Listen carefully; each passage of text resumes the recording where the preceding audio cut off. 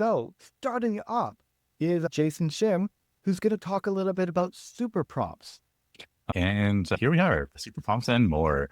And I'm going to kick it off with a little bit about where I'm coming from. I'm coming from the Canadian Centre for Nonprofit Digital Resilience, or CINDR, and we are about helping nonprofits use tech and data effectively. And so jumping straight into the models here, overview models, many of you maybe are already using one and familiar with them. So there's ChatGPT, OpenAI, Copilot by Microsoft, Gemini by Google, and Cloud by Anthropic. Now, there are numerous models that are available. However, one of the most frequent questions that I receive is around how to deal with poor quality outputs from a language model.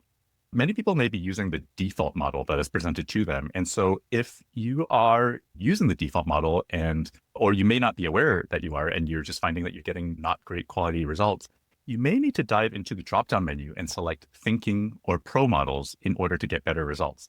And on the screen here, on the far left, there's the ChatGPT 5.2.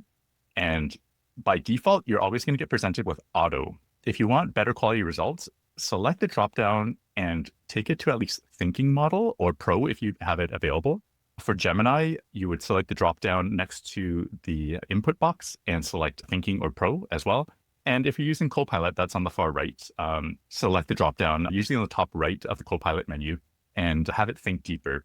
And you'll find that you'll get better, more comprehensive results. The next thing that I'd like to share with you is a bit about prompt engineering. Traditional prompt engineering will typically advise you to state you are an expert at X, and this will give you a decent response. However, if you adopt meta prompt engineering, this is a two-step technique which will prompt the AI to help you to get better results.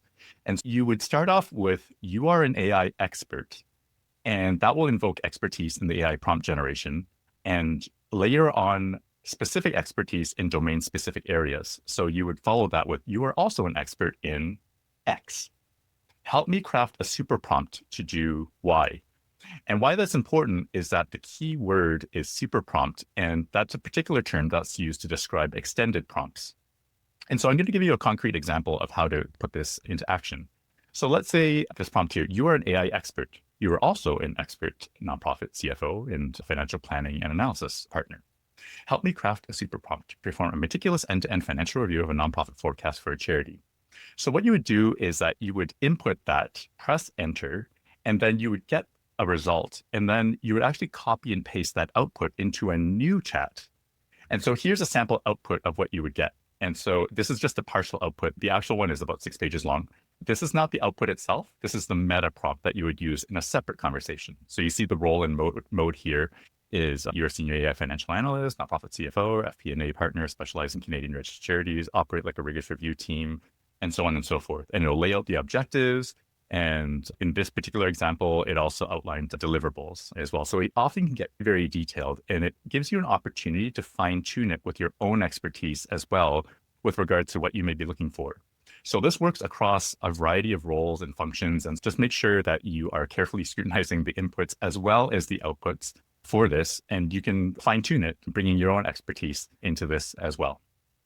The other thing I'd like to share with everyone is the Nonprofit AI Impact Hub. So this was released by CINDR back in the fall, and that's ai.cindr.ca. I'll drop the link in the chat after I finish my portion here. And what this is a learning and discovery platform, and it provides curated resources for nonprofit professionals to learn more about AI. And so there's also filters that you can filter by skill, roles, and cost. And so this is a resource that is helpful for AI learning that you can also direct staff to and learn for yourself. With that, I'm going to wrap it up, and feel free to stay in touch